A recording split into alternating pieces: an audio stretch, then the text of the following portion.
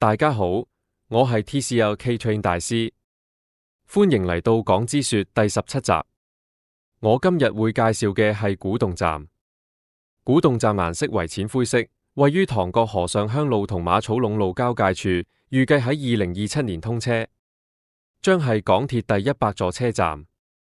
古洞站設計將糅合可持續建築元素，同時車站亦會同站外已建嘅公共空間融合。而車站顏色將會係灰色加上綠色馬賽克磚，港鐵指顏色取之古洞悠久嘅醬油製作歷史。古洞站採用島式月台嘅結構，北環線古洞站會另外喺北面建新月台。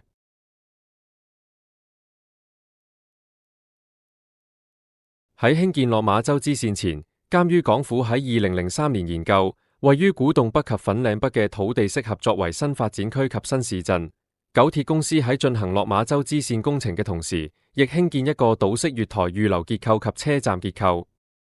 喺鐵路發展策略2000入面嘅北環線計劃，當時建議北環線由西鐵線錦上路站出發，以分支形成分別連接洲頭及經古洞前往羅湖。2014年9月17日，運輸及房屋局公布鐵路發展策略2014，正式落實興建北環線，連接西鐵線錦上路站至東鐵線新設嘅古洞站，暫時預計喺2018年動工興建，2023年落成啟用。2021年1月，政府向立法會鐵路事宜小組委員會提交文件，表示按工程嘅複雜性，考慮到項目嘅詳細規劃及設計所需嘅時間，喺落馬洲支線上增設古洞站，預計喺2023年動工建造，2027年竣工。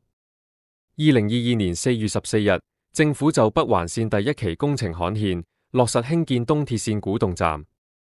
2023年9月29日，港鐵舉行古洞站動工典禮。唔知喺古洞站嘅開通儀式嘅嗰一日，你會唔會搭上頭班車呢？今日古洞站嘅介紹就完到呢度，下集我會講東涌綫延綫，未完待續。